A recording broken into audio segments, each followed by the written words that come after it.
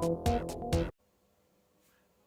there everyone, it's Retro Martin here, and welcome to my video about my 4th RPG challenge completion. So I'm taking part in the RPG challenge where I've got to complete 12 RPGs within a year. So this is number 4, and we're halfway through February, give or take, so we're not doing too badly.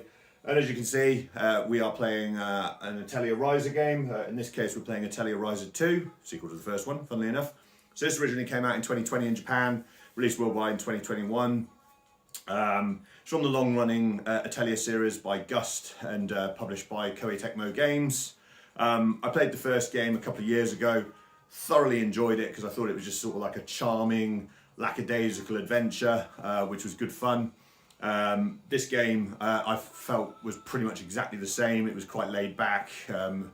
It can get a bit tricky at times with working out where to go, but as long as you sort of read the diary and keep up with your alchemy, which I'll get onto in a bit, you shouldn't have any issues with it. Effectively what you've got is you've got a crafting and gathering game with combat attached to it.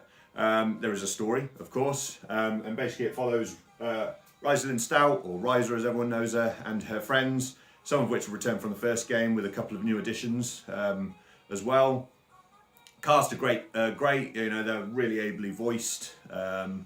The voices are in Japanese, so it's all subtitled, so you're going to have to read it, unless you, of course, speak Japanese. But effectively, Ryza goes out into the world, gathers items, and then crafts things with it using her alchemy.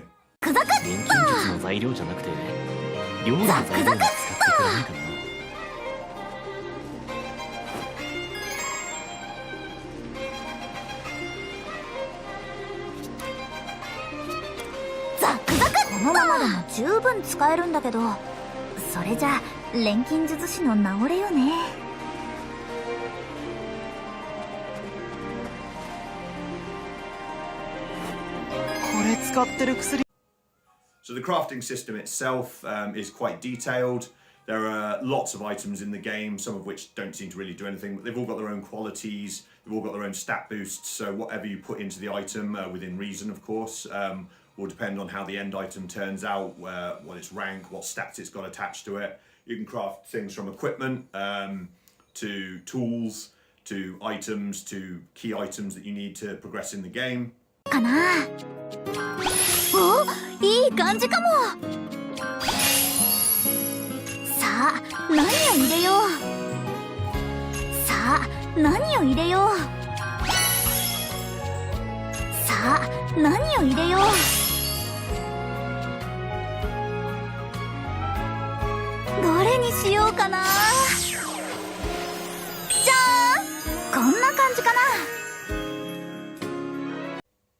Overall, I thought the game had a lot of nice additions to it.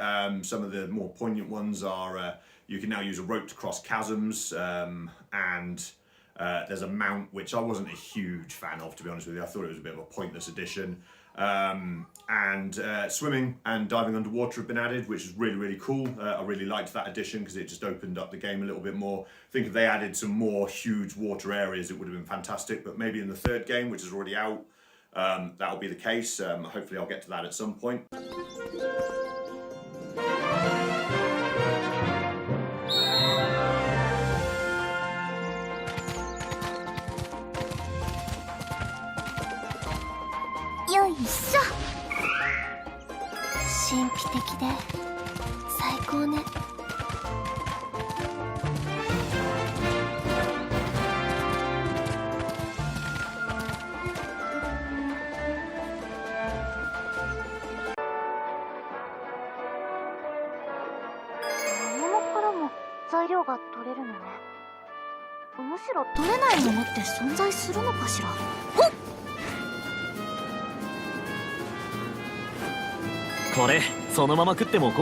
The combat, if we get onto that next, is pretty much the same as it is in the first game. You've got a certain tactics level that you've got to reach, and each level of tactics will increase the number of hits you do, as well as the maximum number of your action points.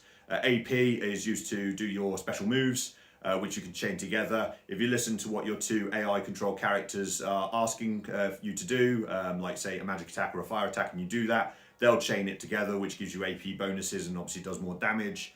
And then later on, when you're a higher level, you can unlock a Fatal Drive, which is like a super devastating move that you can do once you reach the max tactics level, but it does drop you back down to tactics level 1, so you've got to build it up again. And also you can use items in battle as well, chaining them. The main character Ryza is always quite heavily item based, as well as magic based generally, whereas the others all sort of flick between certain elementals and being physical or magic attackers. So the combat is quite tactical, it's quite in depth, I quite enjoyed it.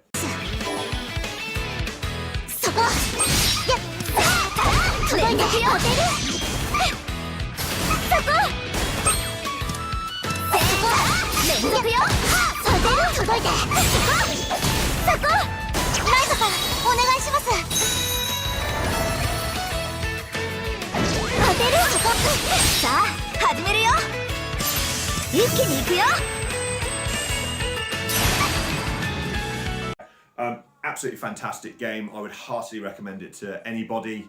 Yeah, just really good fun. There's plenty to do. It's quite a decent length. I think I completed it with the first part of the downloadable content, fully completing both pieces, and it's taken me about 47 hours. There is an additional second DLC which has got a lot of super bosses in it, which I'm not going to do because I don't have time to get good, as they call it these days, and beat that. I absolutely destroyed the final boss with barely any hits taken. I then fought the first boss of the DLC and didn't even see his HP go down, so yeah, I'm gonna just skip that entirely. But I'm really looking forward to moving on to the third Atelier Ryza game, and of course I've got my 5th RPG to go as well, which I'm currently deciding on either Phantasy Star on the Master System or Vandal Hearts, or maybe I'll come in left field and just come up with something else entirely.